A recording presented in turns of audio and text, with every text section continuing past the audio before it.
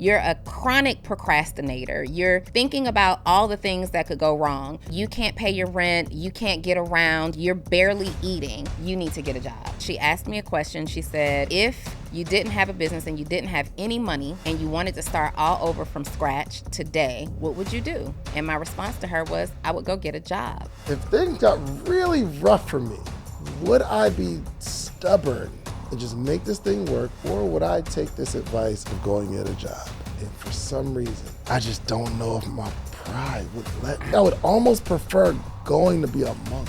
Going and getting a job doesn't mean that you're putting your business on the shelf. Go get that job because you are prioritizing your survival. Welcome to another edition of the Social Proof Podcast. We are here to help you in your journey of entrepreneurship. My name is David Shands, entrepreneur coach, tech startup founder. Oh my gosh.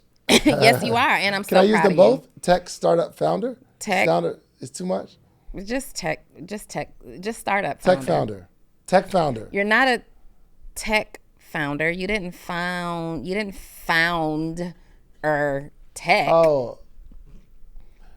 You're the founder of a tech startup. Introduce yourself. You're the founder of a tech startup. Let me work this out. Give me a couple of weeks. I'll have it Founder down. of a tech startup. Founder of a tech startup. Yes. Okay. All right. My name is Donnie Wiggins. I am an entrepreneur and business coach. And we are here today to talk to y'all. First of all, if we're being totally transparent, we're shooting a couple of back-to-back episodes today. Yeah. And I'm starving. So I do have this bag of Cheetos because that's what I had available to work with, okay? So if you happen to see me chewing on a Cheeto, I'm hungry. It's all good. It's okay? all good. All right. But I just want to say shouts out to Auntie Tabitha Brown. She was talking good. So I'm going to play this video, and this will set the stage for the conversation that we are going to have today. Here we go. Hello there. Real quick, that this is not to discourage you, because I want us to be clear about that first, okay? You kind of been in this place for a long time, okay? Now listen, you got good ideas. Baby, you got good ideas. Your execution is not as good, okay? Your follow through, not as good. The ideas though are great. Entrepreneurship is not for everybody, and that doesn't mean it's not for you. But right now, these last few months, few years, you know what I'm talking about. Maybe it ain't been working for you, okay? And you're doing a lot of robbing Peter to pay Paul. Okay, you done got yourself in some mess, and it's time for you to get a job. You hear me? You just gonna need to get a job for a little while. Okay, it don't mean your ideas ain't good. Okay, it don't mean that maybe one day you could be a good entrepreneur. But you have proven to yourself and everybody else that you owe money to, okay, that it ain't working right now. Okay, it ain't worked for a while. It actually has never worked yet. Doesn't mean it won't ever work. But right now, you need to go to work. You're going to need to get a job, okay? And then keep working towards it. But at least you'll have a job while you are pursuing that thing. But right now, you need to get a job, baby. All right? That's it. I love you. Now go about your business. Okay, have a good night. Tomorrow, have a good day. But even if you can't have a good one, don't you dare go messing up nobody else's him. Don't be mad at me, okay? I love me some Tabitha Brown. I ain't gonna lie to you. And I 100% agree. 1,000% agree. Yeah, for sure. I was telling you that at our run that we did the other day, there was a 14-year-old young lady with her mom who interviewed me, and she asked me a question. She said, if you didn't have a business and you didn't have any money and you wanted to start all over from scratch today, what would you do? And my response to her was, I would go get a job. I would go get a job because I am able-bodied and capable of getting a job. Now, somebody will tell you to go and buy some equipment, start a business, and all these things. And there's really no one way to tackle a problem. But here's my thing. If you are capable and able-bodied and you have a skill set to go out there and get a job, Why not go do that for a little while versus choosing to build your business in distress, right? Like you're already behind. You're already in the negative. You can go out and invest in more equipment. You can go out and start trying to build this business very quickly and be that person that's just hustle, hustle, hustle. And you don't know where your next meal is going to come from. It's one stripe sale after the next stripe sale. Or you can get a job and allow that job to be the investor into your business. Yeah. And I 100% agree with her. I 100% agree with you as well. For the person that she's talking to, because it's hard to give blanket advice, because there is somebody that is this close. They are so close to the breakthrough. Everything's lining, because some people it hasn't been long enough, and they are gonna get there. And there was a bunch of times when I could have quit, where at that breaking point of what she was talking about, bro, I'm in debt. I'm not making a lot of profit off of these shirts. Man, my best salesperson left. I'm literally scraping to make payroll every week. Mm-hmm. But I just didn't give up. So that's what I'm saying. I think that's the conversation we need to have. Well, for who? Yeah, you know here's the thing. I have been that entrepreneur that was just making ends meet. Mm-hmm. But I knew how to navigate that space because I had been an employee as well that was just making ends meet. The thing is, if you are that entrepreneur and you are consistently making money, right? It might not be a whole lot, and you're able to make ends meet for you. Well, you're able to make ends meet. You're a great executor. You take your ideas and you implement them right away. You're not afraid to build the business for you. I would say, let's think about it. Let's look at all of the variables. Let's look at the whole scenario. But if you are someone who in your mind, you want a business, on paper, you've planned a business, but you don't do anything to execute. You're a chronic procrastinator. You're thinking about all the things that could go wrong. You are now in jeopardy, putting your livelihood in jeopardy, meaning you can't pay your rent. You can't get around. You're barely eating. If you owe anybody else money and you've put them in financial jeopardy, if you are a parent and you have kids counting on you, you have spouse counting on you, you need to get a job. Yeah, man, the worst scenario, I would say, let's just say there is a husband and wife. One of the spouses, let's say it's the husband, going after this thing. The wife is like, bruh, you are putting this whole house in jeopardy. Mm-hmm. It's hard to convince that person that they're doing something wrong. Right. Like that it's not going to work. And then the wife seems like a hater. I don't believe that encouraging someone to go get a job is saying you're doing something wrong. It's saying we just got to do both. My man might need to go get a job, though. Yeah, no. That's what I'm saying. It's just a tough situation. Hey, babe, listen. Let me just be clear, babe. I love you, and I believe in your dream. I believe in what you're doing. But right now, it's moving slower than you projected, right? Uber, Lyft. It's moving slower than you projected. Can we figure out a way to bring in some supplemental income until this blows up? Dang. Like, you don't go to the people that you love and care about and be like, this shit ain't working. Go get a job, you bum. Right? But if you could... That might be the only approach. After 5 years of like, bro. And I think you said something super key.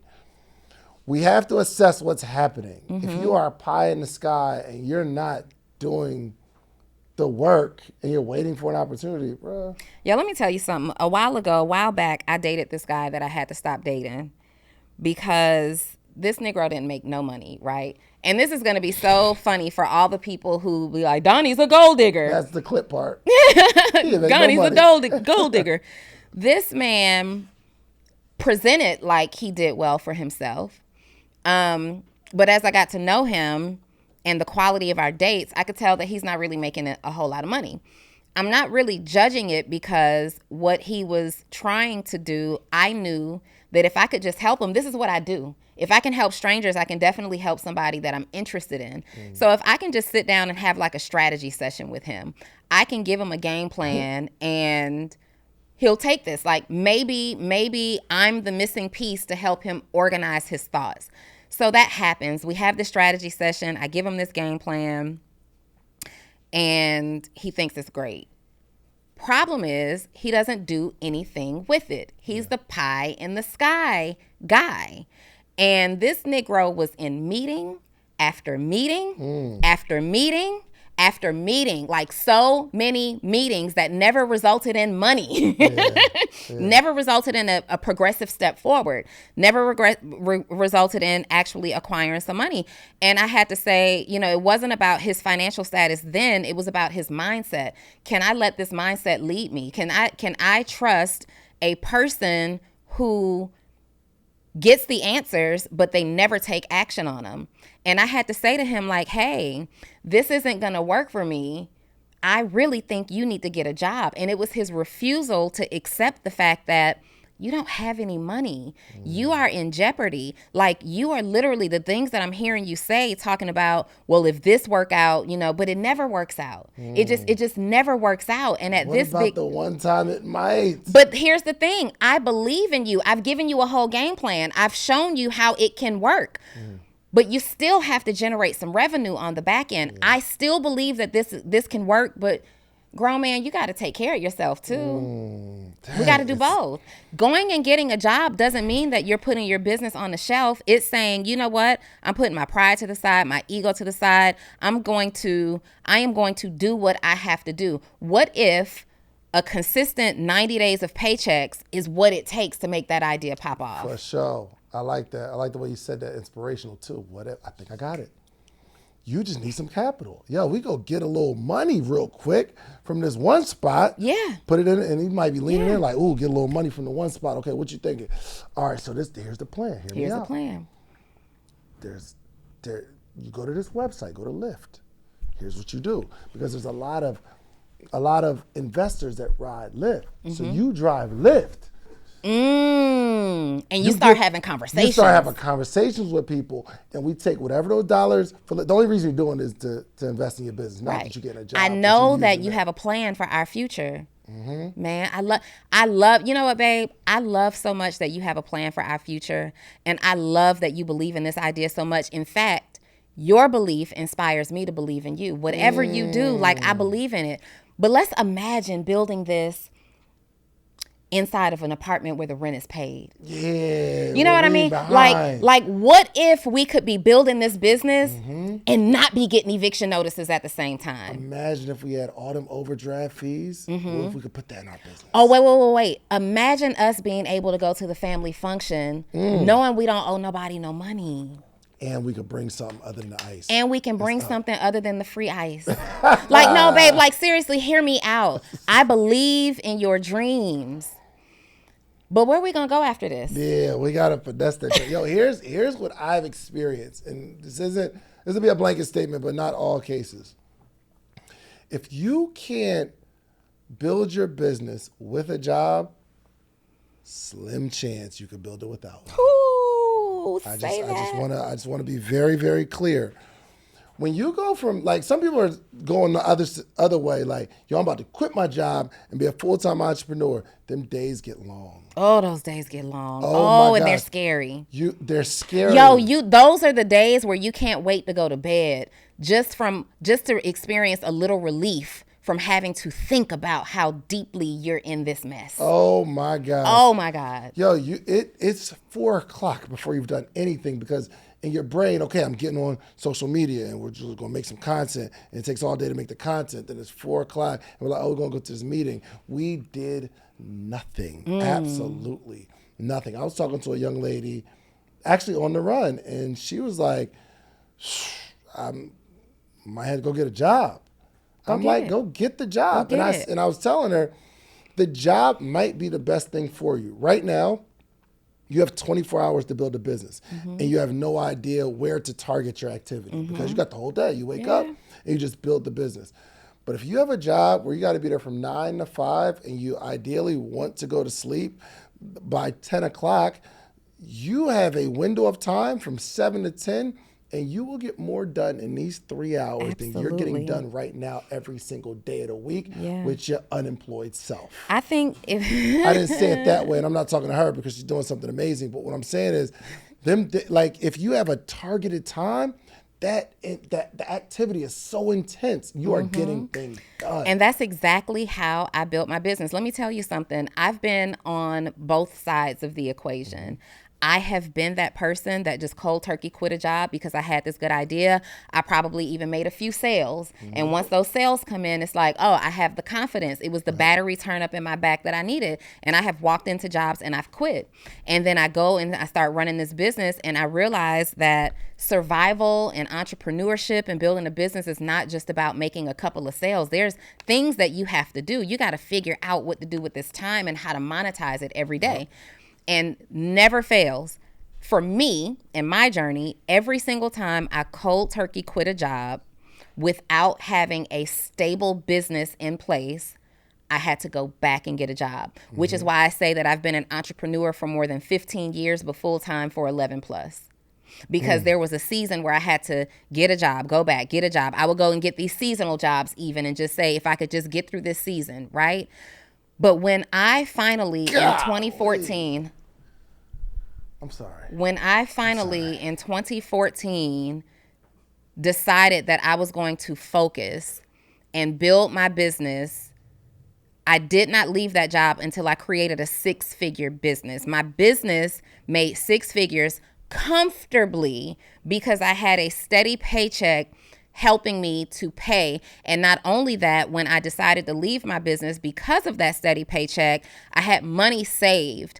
I didn't leave my job until I had at least 6 months of reserves saved that I could live off comfortably while I built this business as a full-time entrepreneur.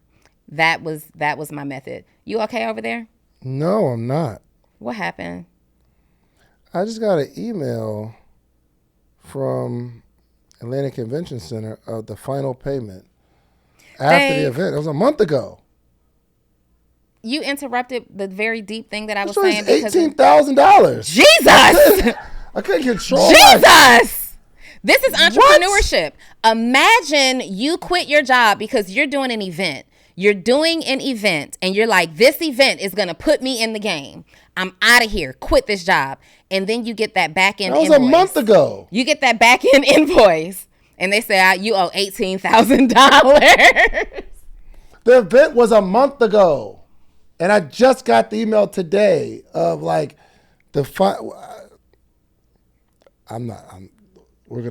somebody is just ain't right. So I'm looking at I'm sorry, let's just stay focused. Where were we? We are talking about, oh God, go get that job. David might have to go get that job.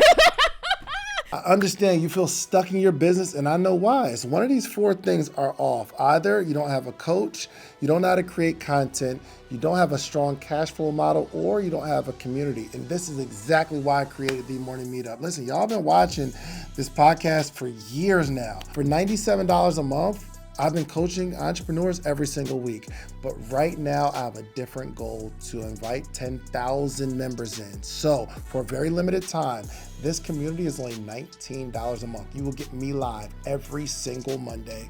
And I'm answering your questions every single Tuesday. We got Community Day every Friday. So you need a coach, somebody who understands business. You need to understand how to create content. We teach that every single week. You also need a strong cash flow model. That's what this entrepreneurship thing is about. And number 4, you have to have a community. I want to connect you with other entrepreneurs that are in your backyard from around the country. All right, so click the link below or themorningmeetup.com. $19 a month and you're locked in. Let's go. He said, oh, you know what? Dave just ran a going out of business sale. For everybody who did not know, David just literally went out of business. Oh, yeah. You had a liquidation sale. Yeah. And you had the internet going nuts. Oh, my God. Look, another failed entrepreneur from Atlanta. They loved it. Oh, they were eating it up. Dave did all of his videos and said, y'all, I'm going out of business. And you did. In fact, that was the truth. You did go out of one very successful business to focus on. 100%. And the business wasn't even that successful. It used to be. Here's what I hope for everyone. I hope, this is my desire, that more businesses this year go out of business. Mm-hmm. The average entrepreneur in America, I believe 26% of entrepreneurs that have a business are running multiple businesses. 26%. 26% of entrepreneurs are running multiple businesses. 26% of entrepreneurs are running multiple businesses. Mm-hmm. It's almost impossible to build something big that way.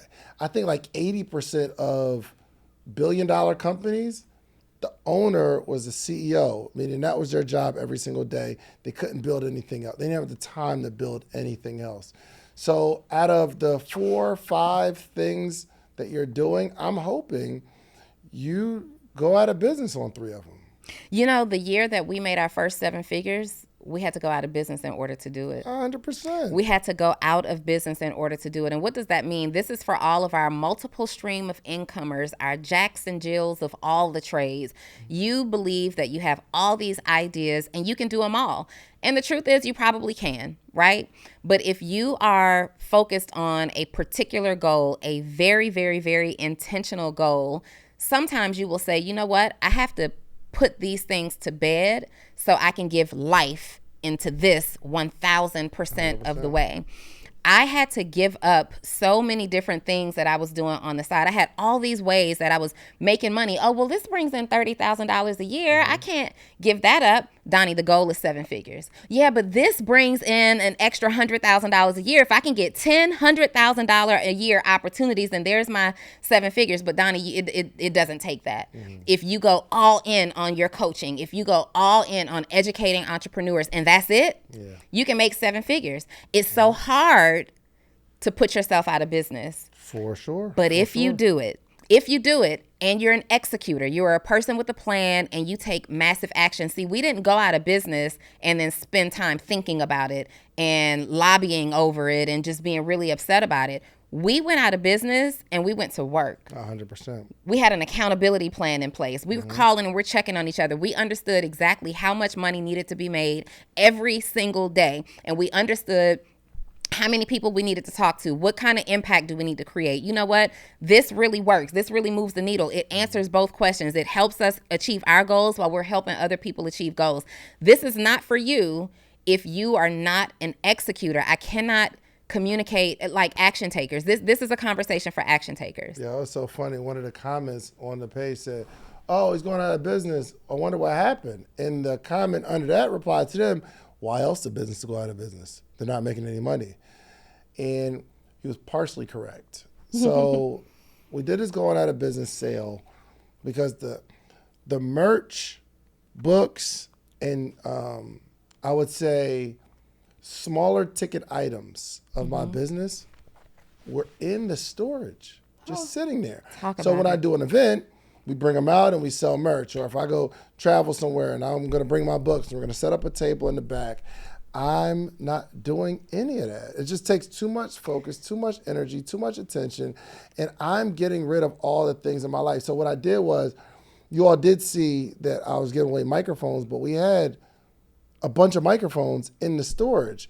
The microphones were given away and sold so y'all can come buy this merch. I knew if I said, yo, we're having a merch sale, come get some merch, people aren't just gonna come buy some merch. But going out of business sale drives conversation. Yeah. I didn't have to sell the microphones. I didn't have to sell. We had some MacBook computers, but we had 8 of them. So we sold 4 of them. I bought them brand new for $500. We sold them for $250. They only been used once. Did I need their $250? No.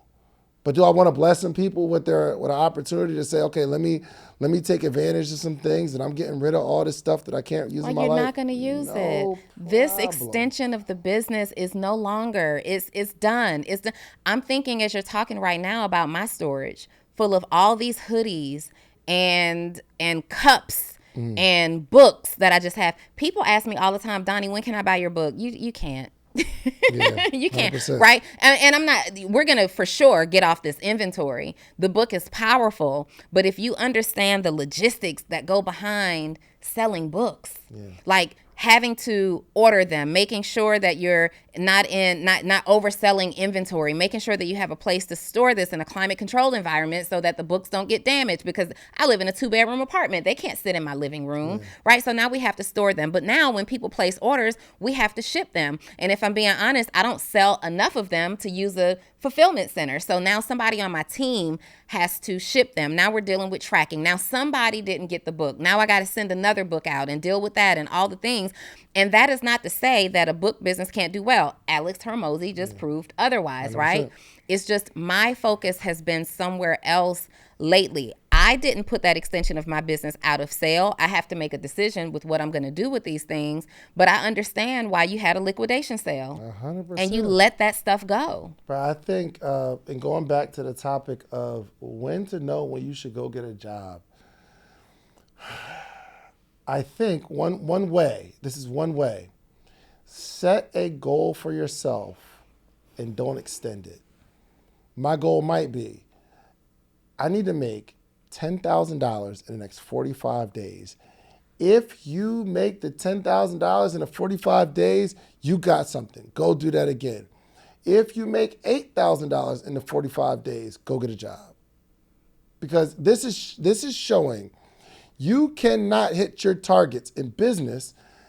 Building a successful business is about hitting targets, not about the feeling that something's coming. If it's getting to a point where you feel like things are getting really, really tight, I'm not just going to go say, go get a job. What I am going to say is, let's give ourselves a challenge. If you meet the challenge, congratulations. If you don't meet the challenge, the agreement between you, your husband, your best friend, your mom, your kids, your coach, is you go get a job. That is the agreement. If you can't cut it, if you can't set a challenge and hit the target, no matter how hard you try, you need to go get a job to where it's not as much pressure. I appreciate that challenge, and I think that's a wonderful perspective. But I don't even want to be that deep. Do you have the money or no? Go get a job. But I think some people don't make the money because they don't have a target. No, and that could be true, right? That could be true. But not going to get a job then could be the consequence to you not having goals, targets, and taking action. Like if you're we're in a day and age, it just does not make sense for you to be in financial turmoil because your pride says, I don't want to work a job. Now, if there's something different, you can't get a job, you're dealing with a health issue, a handicap, you've got more kids than the job would, cover. Like it just doesn't make sense for you to work the job because how much it would take for you to put the babies in daycare, it just doesn't offset each other well. If you can't get a job or it doesn't make sense, that's one thing. But for all of you able-bodied people, why choose financial turmoil? Those same targets David's talking about, you can still hit those targets. You can go get the job, say, you know what, I'm going to give myself 90 days of paychecks, create this target, and if I hit this target 90 days in a row, then I have a baseline to measure from and I can leave the job. But go get a job. There's nothing wrong. And I think that we have a responsibility as entrepreneurs who have achieved some level of success to make sure people understand that it's not embarrassing to have a job. It may not feel ideal for you, but you know what else isn't ideal? Having to go apply for food stamps. Trust me, I've been there, done that. That's not ideal. Like I've been to the food stamp office and having to go in there and with my head hanging low, applying for food stamps. And you know who ended up being my case manager? My old co-captain of my cheerleading squad. This is what sparked my transparency. I walked into that food stamp office and I sat outside that food stamp office for hours thinking, I can't do this. I can't go get food stamps. Like I'm better than this. I can just but nah, I moved back in with my mom who was at the time struggling too. I wanted to be able to create some type of opportunity to contribute. So I went in there and my caseworker calls me back and it's freaking Pam Jones. Pam Jones and I were the co-captains of our cheerleading squad in high school. Now I think in high school I was like, the president of the Future Business Leaders of America. Like, I'm supposed to make it. I'm supposed to do well. Pam Jones is living her life. She's married. She's got the cars and the house. And shout out to Pam. In that food stamp office, it's too late to turn back around now. My pride said, don't do it. But my stomach and my daughter in the refrigerator said, you need this. I was afraid, though, that Pam would beat me to telling my story. She's going to go back and tell everybody, y'all, Donnie was in the food stamp office today. She was in the food stamp office doing what she needed to do to feed her daughter, and she should be embarrassed by that. She never did that, to my knowledge. I didn't give her the opportunity to, because I went immediately to Facebook after having that experience. Facebook was the platform of choice at the time, and I decided that I'm going to beat her to my story. I don't know that she ever told it. I never heard about it, but I decided in that moment, I'm going to take control of it. I went to Facebook and I said, y'all, I have hit rock bottom financially. I am in the lowest position I've ever been in. I had to do something today that I'm not particularly proud of, but watch me build this up. If you're somebody who's at your financial low as well, you're going through something, you're not where you want to be, stay plugged into my page. Watch me build this up. And that was the fuel for me that took me to the next level. I wasn't worried anymore when somebody came in. I was a multiple six-figure income earner. I wasn't worried anymore when somebody came into the leasing office where now I'm making $11 an hour. I got a mouth to feed. I know that I have a bigger vision. I know that my business is going to turn around. I know that I'm going to make the money, and one day I'll be an entrepreneur, but I can't let my pride today to having my daughter starve today. I have to get money today, and I have to get money right now in a way that I can build a business. And that's what I did. I am speaking from a place of, I tried doing it, and it may work for some people. Like we see the Will Smith story. Even Will Smith went and got a dang on job in what was it? The Pursuit of Happiness. He ended up having to go get a job. Will Smith didn't get a job. He went with that machine. His character in that movie went and got a job. His I was character wondering where he was going with that. His character in that movie went and got a job. But I'm gonna tell you something. The reason that I advocate for going to get a job is because I talk to people. I've had 2 clients that I had to say, I'm not going to be able to work with you unless you get a job. I understand that you're making $80,000, $90,000 right now from your business, and that's fantastic, but you're also a husband, you got a wife, you got a house, you got these bills, you got 2, 3+ kids. I need you to get a job. I can't work with you until, because how are you going to factor in my budget in $90,000 when you got all these responsibilities, right? And the reason that I advocate for it is because most people are not going to work because they can't. Most people are going to work, not choosing to go to work because they're embarrassed. And your embarrassment is not a good enough excuse for you to suffer, for your children to suffer, for your spouse to suffer, for people who need you that are not able-bodied to suffer. We've got to put our pride aside and say, look, this is just where I'm at right now. And I promise you, if you share that part of your journey, it will become less embarrassing. People will champion behind your journey and say, he doing what he doing. He doing what he got to do. And anybody who's judging you for having a job ain't shit anyway. Yeah. All right? Period. I'm trying to think, because we know that the reason, Donnie, that they wouldn't get a job is pride, right? 1,000%.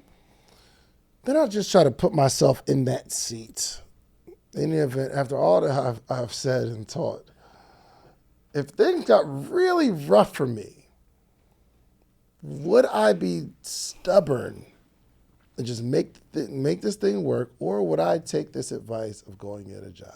And for some reason, I just don't know if my pride would let me. I'm trying to tell people, I'm trying to give the advice, hey, put your pride to the side, go feed your family. I don't know. Yeah.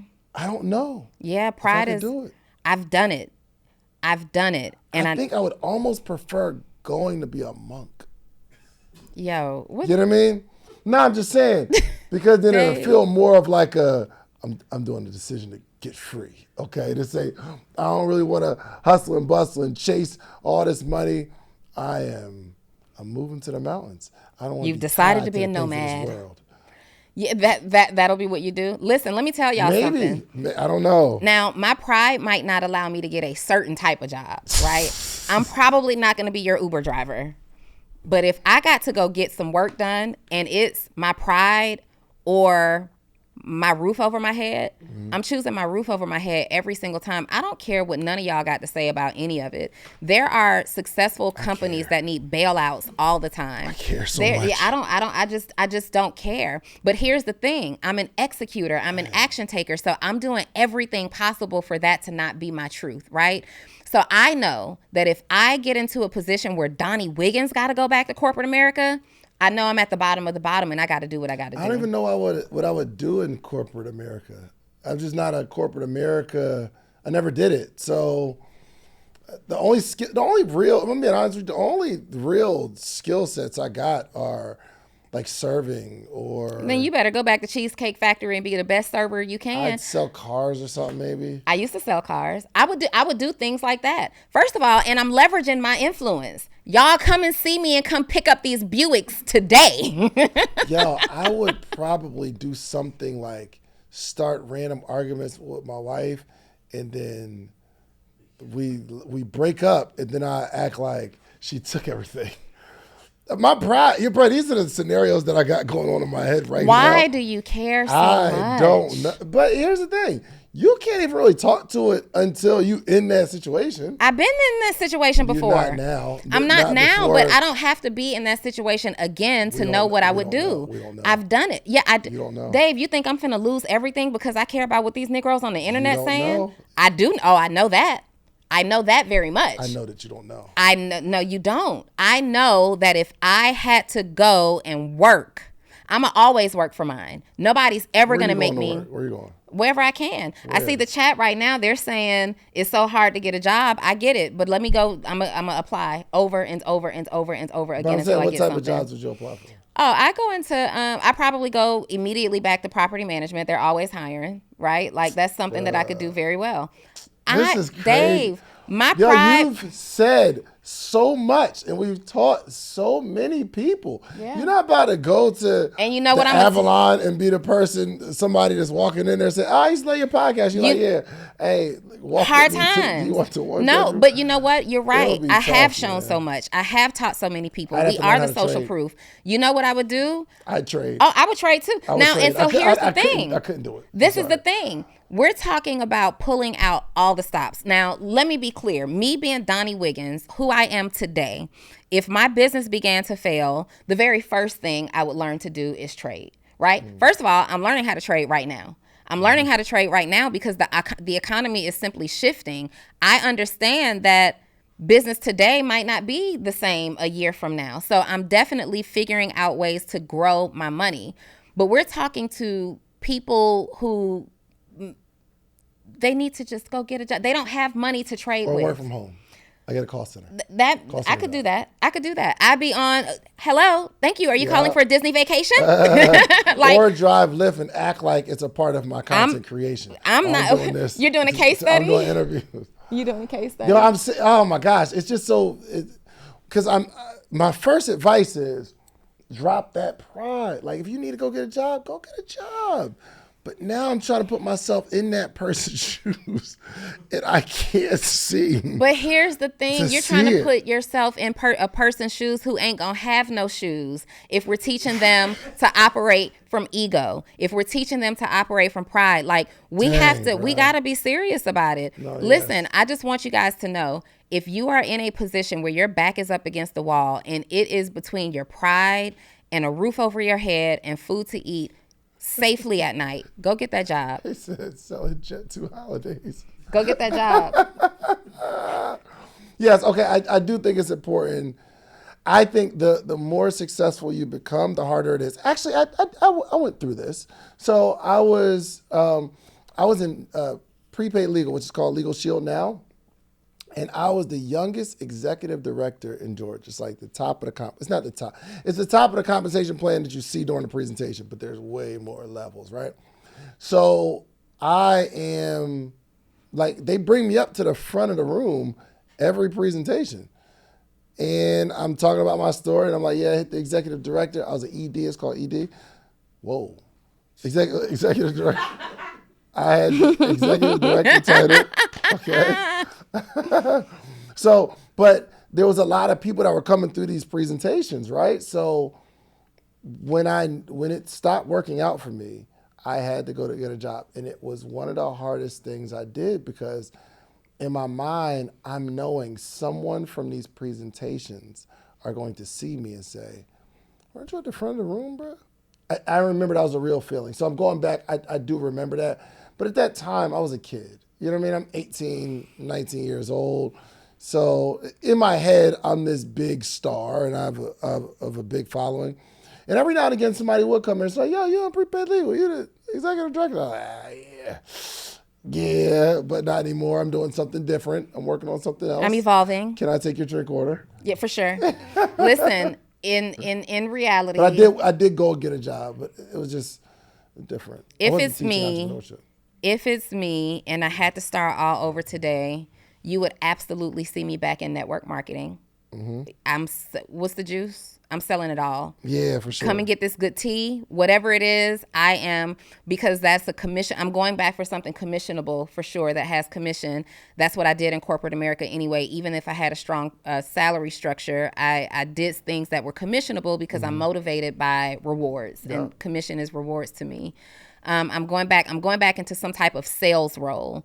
I would attempt to work from home. Like my first thought would be to work from home, but work from home jobs are just as difficult to get as work in office jobs, and they typically don't pay as much, right? The truth is I've been out of workforce for so long.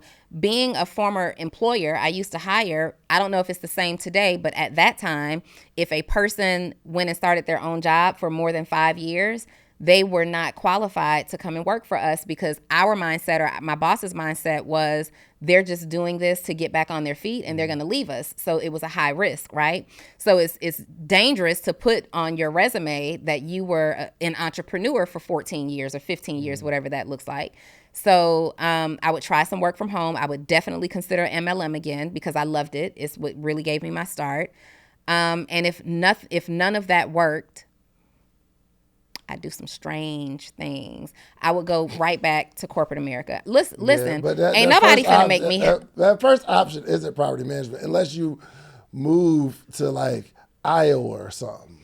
Then I'd move to Iowa if I had to move to. For sure, you gotta do what you gotta do. The thing is, we have different pride triggers. Yeah, for sure.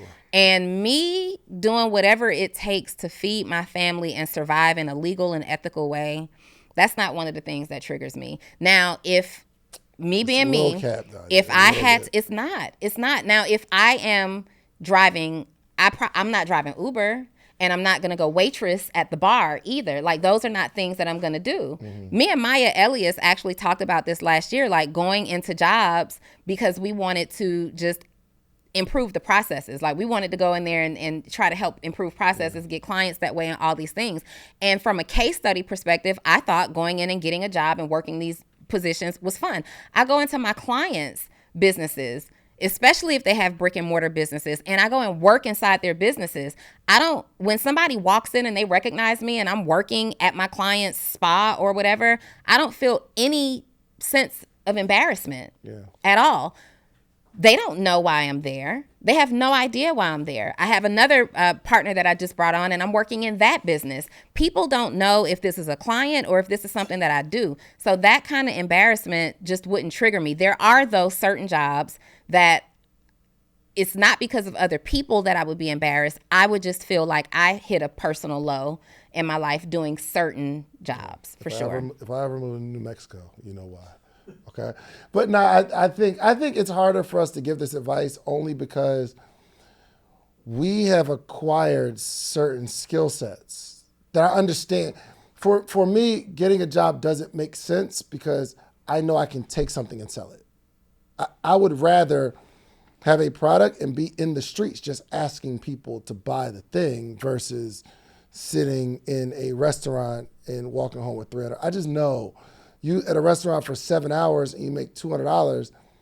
I'm kicking doors. I'm punching walls because we've acquired a skill set. So if you haven't acquired that skill set yet, where you don't have a lot of options, we have more options now. Or we'd see somebody that used to be in music or an actor, and they ain't been in a movie in a while. The only skill set they acquired was their ability to act. Yeah. But that's not really a skill set about making money necessarily. But we've been in the space of understanding how to make a sale, how to have a conversation, how to get someone to pay us for something, how to address a need, right? So it's a little harder for us to tell you what we would do in this situation. I know exactly what I do. If I was if I had to do it today, the first thing you would do is property management. For sure. But let me tell you something. The other thing is, because you're making great points, I'm thinking through all the things. I'm thinking very quickly. Your back is against the wall. You're going through all the ideas. But also, I know that I have very successful friends that can afford a place for me on their payroll. Milano Di Rouge and Salt XO, I'm coming straight to y'all and saying what I got to do for a quick $100,000 salary. Like, where do you need me in here to make something better for $100,000? Like, that's what I'm doing. I'm tapping into my resources, and I'm going to go work for my friends that I know have my best interest at heart until I build this thing back up. So but if you don't have these resources. If you don't have these resources, I'm going back to the apartments. I'm going back to, and you know what I did? I didn't even get hired immediately back into property management. I had to go through a temp agency, and that's all I know how to do. I don't know how to for real apply for a job. I hadn't had to do that long before I left corporate America. I went through, and property management is it's a positive or popular roadmap to go through, like a headhunter or a temp agency. And that's what I did. I got on all the temp agencies list. Every single time they said there was a job available, I pick it, and then I'd end up getting hired because I was a great employee. And imagine this 19-year-old showing you the ropes. This is your office. This is how we do things. I might not like it, Dave, but when my back is against the wall, it's not about what I like. It's about surviving. Yes. I was only talking about us in our situation, but it's not as likely to happen. But for those that are watching, if you haven't really seen the light of day just yet, a job is probably your best option. Let's just get it to supplement some things. If you don't have, again, we got a bunch of friends. There's a bunch of people that if I needed some, when I made the post of I'm going out of business, the first person that hit me up on FaceTime was spectacular. Was he offering you a job? I mean, we didn't really get to that, but he FaceTimed. He's like, yo, you good, bro? Mm-hmm. But because I know the way he thinks, he can see me as an asset. Mm-hmm. When I was talking to Isaac Hayes about the idea that I'm building, and we did that interview last week, he walked out. He said, bro, I got some plans for you. I got some stuff I really want you to work on. My man Dijon out of Miami, running $20-30 million business. He actually trains attorneys how to grow their practice. Mm-hmm. He called, like, yo, what you need? You need something? He's like, yo, I was calling. I didn't know if you need like an opportunity, you need a job, because even other people can see I add value and I got some stuff. But if you haven't proven that yet, now is the time to go get a job. Yeah. Somebody in the chat said, well, what if you're an introvert? My advice to you is to understand that your bills are very, very extroverted. Okay. They're gonna email you, they're gonna call you, they're gonna text you, they're gonna send letters to your emergency contact. All right. Mm-hmm. Introversion has no place in the equation. You got to go out there and you have to do something. I sell everything. All these handbags gone. Mm-hmm. Who wants them? Come on. Come get them. 100%. Immediately. I'm doing everything that I can do to prevent having to go get a job. But if it comes down to it, like Auntie Tabitha Brown said, babe, you've been trying. Yep. You've been working. You've done everything. You've pulled out all the stops. There's nobody left for you to borrow money from. Your idea is going to play out, but it just might not be right now. Go get the job. Yeah. And I'm proud of you because I know what you're feeling on the inside. I know how it's eating you up. I know that you are embarrassed. I know that your pride has taken a major hit, but I'm proud of you because you are prioritizing your survival. And that's what's most important. It's a part of the story. It's a part of your story. Last thing, it reminds me of somebody too. Shouts out to Deanna Dixon. And I think she was like traveling, singing, things of that nature. And she actually went from she have a name in the music space, and she started driving Uber. But the cool thing was, bro, and I thought this was so dope, I don't think she cared what other people thought about her.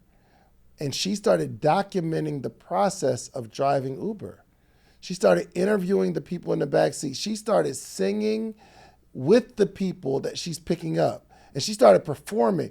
It was so fire because I remember seeing it. I was like, oh, that's Dan. I know, like, she's dope, super talented. But she went and got a job, went and drove Uber. And I believe last year she started something called I think it was the Community or something like that in Atlanta. And she be having these people sitting around and she turns a whole crowd into a choir. You ever seen them, Jones? Oh, yeah. Yes. I watched this process. Yes. Of her doing her thing, going to drive Uber, then start performing. And I was able to see her transition out. And now she's getting paid. She's getting some of her singers paid. And I think she is the epitome. I want to make sure y'all go follow her real quick before I get out of here. Let me find her. I am Deanna Dixon. IAMDEANNA Dixon. She brings the whole city out, and I believe if you can see her. She's speaking on stage. If you scroll down far enough, you will be able to see her in an Uber singing to her passengers. So what about you guys? Can you see yourself putting your pride aside for the bigger picture? Go and get a job, doing what you have to do, doing everything except struggling. I want you to comment in the comments what stood out most for you about this episode and be honest with yourself. Look, the next 6 months I have to lock in. If I lock in now for 6 months, the rest of my life will be great. All right? Go out there and get on those W-2s. We will see you next week on the next episode of the Social Proof Podcast. Peace.